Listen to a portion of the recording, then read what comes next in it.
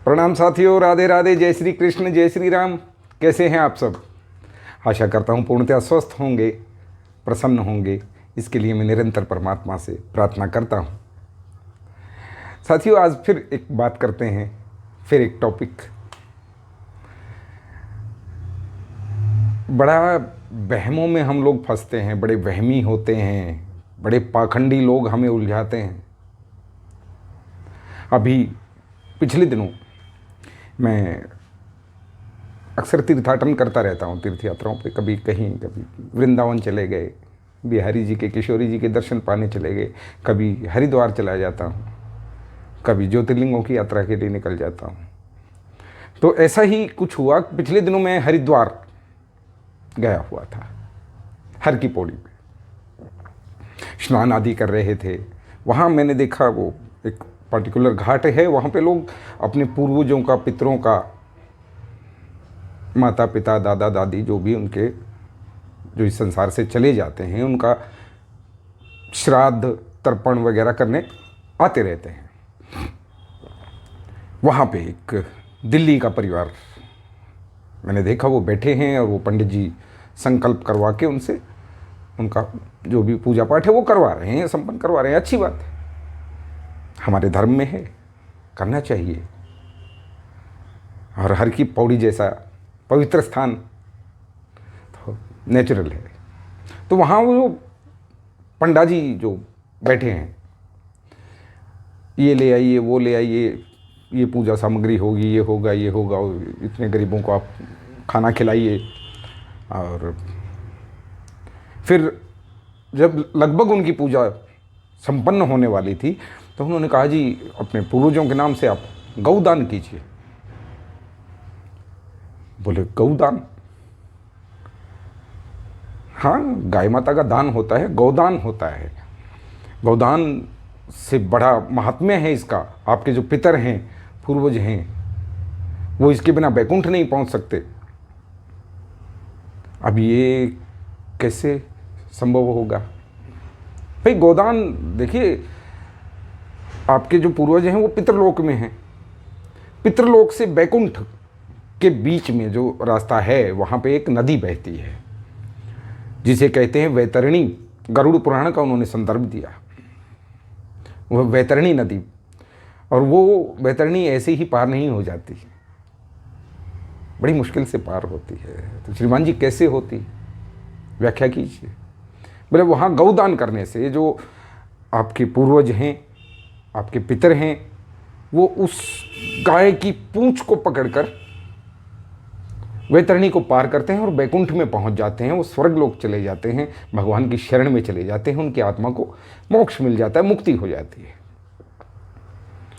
अब हम ऐसे बहकावे में अक्सर हम लोग आ जाते हैं। अगर कोई ऐसा बहकाएगा तो आना ही होगा। कहाँ से आया ये गौदान? कहाँ से आया?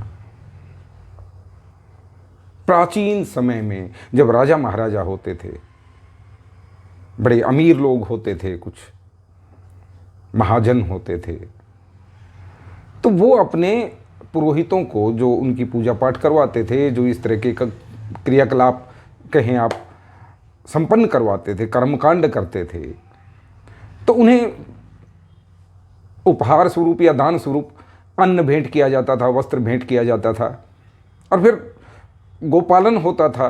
लाखों लाखों गौएं लोग रखते थे। नंद बाबा के यहाँ कितनी गौएं थी। तो ऐसे ऐसे राजा थे।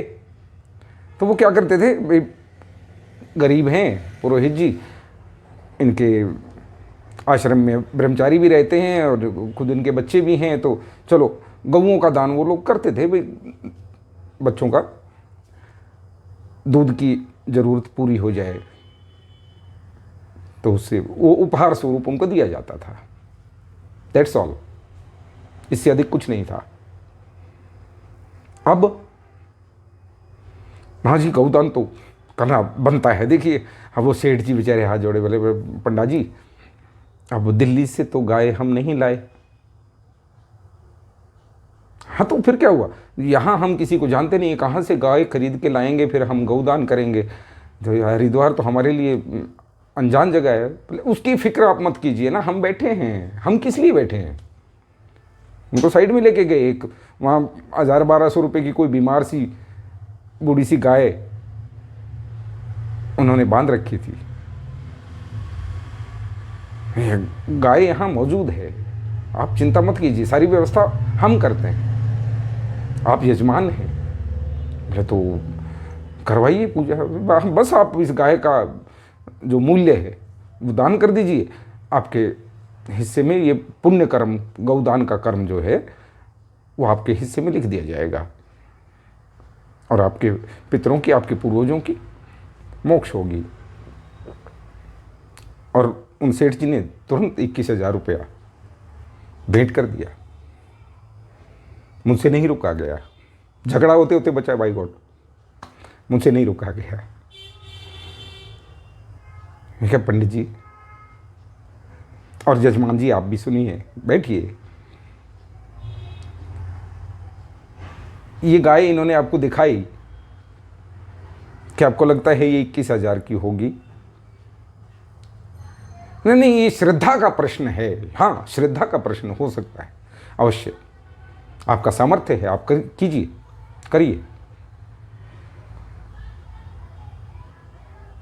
क्या गारंटी है कि आपके पूर्वज इस गौ माता की पूंछ पकड़ के वैतरणी पार कर जाएंगे? मुझे एक कहानी याद आ गई, मैंने उनको सुनाई वहाँ पे। मैं कहा जी, एक गरीब किसान था, नाम आप कुछ भी रख लें, राम प्रसाद। राम प्रसाद तो उनके पिताजी की मृत्यु हुई। जैसे तैसे घर चलता था, गरीब किसानी है, थोड़ी बहुत खेती बाड़ी है, घर में एक गाय रखी है, बच्चों का दूध की ज़रूरत उससे पूरी हो जाती है, उसी में से 2 किलो बेच लेते हैं, कुछ अर्थव्यवस्था हो जाती है, उस गऊ की सेवा से उनका परिवार ठीक से पल रहा है। तो उन्होंने, बेचारों ने जो भी होता है सब किया, लेकिन गोदान नहीं किया। तो जो पंडा जी उनकी पूजा करवाने आए थे, सोचा यार इसने गोदान नहीं किया, आज इसने नहीं किया, इसकी देखा देखी कल कोई और नहीं करेगा, हमारा तो धंधा चौपट हो जाएगा, ऐसे कैसे काम चलेगा।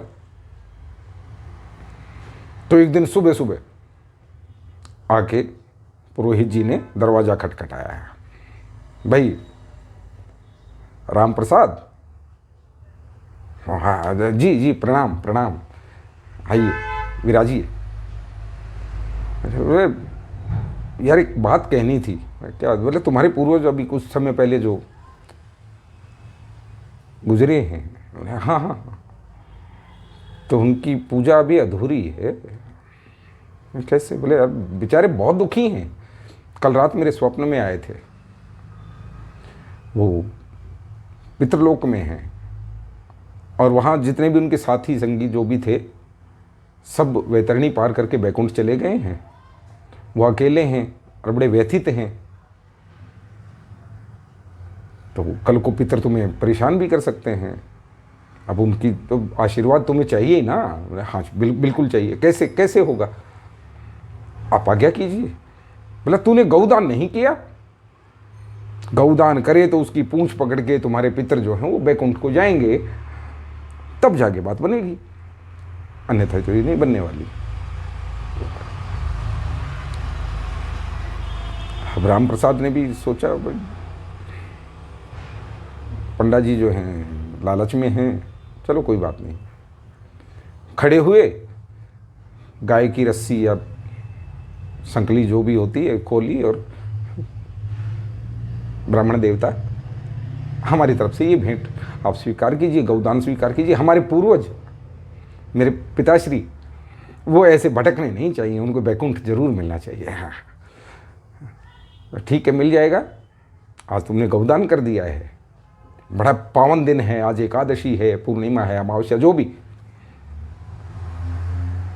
अब जो उनकी पत्नी थी उसने क्लेश मचा दिया, महिलाएं होती हैं और जायज़ भी था। बच्चों के मुंह से दूध छीन लिया, नई गाय कहाँ से लाओगे, पैसे नहीं हैं, मुश्किल से घर चलता था, 2 किलो दूध बेचते भी थे, बच्चे भी पी लेते थे, चाय का काम चल जाता था। ये क्या किया है, बोले घबरा मत, चिंता मत कर, मैं व्यवस्था करूंगा, उसके लिए मैंने सोच रखा है प्लान। कोई 4-5 दिन बाद एक दिन राम प्रसाद जी सुबह सुबह पंडा जी के घर पे पहुंचे, जाके दरवाज़ा खटखटाया। पंडा जी घर पे ही हो? हाँ हाँ घर पे ही हूँ यजमान, आओ। कैसे आना हुआ राम प्रसाद? प्रणाम किया, अभिवादन किया, बहुत सम्मान है आपका। मैं ये पूछने आया था कि मेरे पिताजी जो कि पितृलोक में थे, बैकुंठ नहीं जा पा रहे थे एक गौदान की वजह से, क्या वो उनका हुआ कुछ, वैतरणी पार हुई? हाँ हाँ हाँ, मैंने उसी दिन ध्यान लगाया, पूरा ध्यान लगाया, मंत्रों का उच्चार किया और मैंने देखा तुम्हारे पिताश्री जो हैं वो बैकुंठ पहुंच गए हैं, बड़े प्रसन्न हैं, तुम्हारे सारे परिवार को आशीर्वाद दे रहे हैं। तो अब वो पहुंच गए? हाँ पहुंच गए। तो पंडा जी कैसा, क्या ऐसा भी कुछ हो सकता है कि किसी वजह से, किसी कारण से वो बैकुंठ से वापस पितरलोक ना आ जाएं? बोले नहीं नहीं नहीं, ऐसा हो ही नहीं सकता, जो बैकुंठ पहुंच गया वापस काहे को आएगा भाई, नहीं आ सकता। बोला नहीं, किसी कारण से आ जाए? नहीं आ सकता, वो तो पहुंच गया, जो वहां पहुंच गया सो पहुंच गया। अच्छा अच्छा ठीक है, मैं चलता हूं। खड़े हुए राम प्रसाद, गाय की रस्सी खोली और लेके चले। अब पंडा जी बोले ये क्या कर रहे हो, गाय कहां लेके जा रहे हो? बोले पिताजी बैकुंठ पहुंच ही गए हैं, वापस आ नहीं सकते, आप क्यों गोबर में परेशान होते हो, हमारी तो आदत है, हम संभाल लेंगे। ऐसे थोड़ी, ऐसे तो होता है, पिताजी को ही तो भेजना था हमने ना, वैतरणी पार करनी थी, वो कर चुके, आप ही ने बताया है कि वो पहले नहीं कर पाए थे, अब वो कर चुके हैं, वापस आने का कोई चांस नहीं है। अब अरे मैं क्या, पंडित जी या पंडा जी, आप जो भी, जिस भी नाम से उनको संबोधन करते हैं जो घाट पे होते हैं, मैं पंडा जी, आपने तो ये एक गैया बांधी है, आपने तो मोटर बोट लगा ली है, हरिद्वार में बहुत भीड़ होती है, लाखों लोग आते हैं, दिन में 10 एक को तो ये बैतरणी पार करवा ही देती होगी, 21 हज़ार में। वो माथा देख के तिलक करते हैं ना, 51,000, 11,000, 21,000, 31,000, तो ये 10 एक को तो बैतरणी पार करवाई देती होगी। बोले हाँ, सीजन में 10-12 हो जाता है, सीजन ना हो तो 4-5 तो हो ही जाता है। क्या मोटर बोट खरीदी है आपने? जाती है, वापस भी आ जाती है, फिर 21,000 लेके निकल लेती है। शर्मिंदगी के भाव उनके चेहरे पे जो देखे गए, मैं वीडियो नहीं बना सकता था, परिस्थिति ऐसी थी, लेकिन ऐसा हुआ। और जो प्राचीन काल में जो दान करने की व्यवस्था थी, जो सभी तो नहीं कर सकते थे ना, राजा महाराजा महाजन सेठ लोग ये करते थे, तो क्या उन सब के पितर पूर्वज बीच में ही लटकते रहेंगे? कहाँ खोए हैं हम, कहाँ उलझे हैं? मुंशी प्रेमचंद जैसे बुद्धिमान पुरुष ने इसी से परेशान होकर गोदान नामक उपन्यास तक लिख दिया था। यदि आपने पढ़ा हो, जाना हो, आजकल उपन्यास कौन पढ़ता है? तो कभी तो जागिए, कभी तो जागिए। आपको जगाना ही मेरा मकसद है, भ्रम में डालना मेरा मकसद नहीं है। भ्रम में डालने के लिए सुबह टीवी आप ऑन कीजिए, चैनल बदलते जाइए और अलग अलग रूप के महात्माओं को आप देखते जाइए। कोई ऐसे होगा, कोई ऐसे होगा, कोई, और क्या क्या आपको सिखाते जाएंगे और आप उलझते जाएंगे। ये हमारा सनातनियों का बौद्धिक और नैतिक पतन है, इसके सिवा कुछ भी नहीं है। ध्यान रखना मित्रों। आज का मेरा मैसेज यदि आप तक पहुँचे तो कमेंट करके ज़रूर बताइए, और जिन्होंने अभी तक सब्सक्राइब नहीं किया है कृपा करके इस छोटे से चैनल को सब्सक्राइब कर लीजिए। फिर मिलते हैं। राधे राधे, जय श्री कृष्ण। पार यदि कोई लगाएगा, नानक नाम जहाज है, चढ़े सो उतरे पार। एक नाम, राधा नाम, राम नाम, कृष्ण नाम, भजन तुम्हारा, तुम्हारे अंदर की शुद्धि, विकारों का शमन, यही तुम्हें पार लेके जाएगा। कोई एक बेचारी बीमार गाय जिसको कहीं से पकड़ के लाया जाए या 1000-2000 में खरीद के लाया जाए, उसकी पूंछ आपको पार नहीं लगाने वाली। वैतरणी पार होगी तो नाम से होगी, नाम से होगी। खूब नाम जप कीजिए,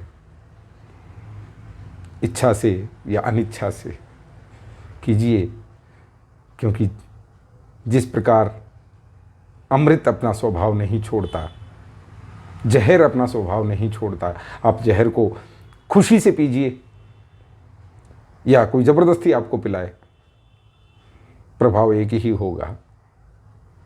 ऐसे ही अमृत आप खुशी से पीजिए या ज़बरदस्ती कोई पिलाए, प्रभाव एक ही होगा। ऐसा ही हमारी लाडली जी का नाम है, किशोरी जी का नाम है, ये अपना स्वभाव कैसे बदल देगा?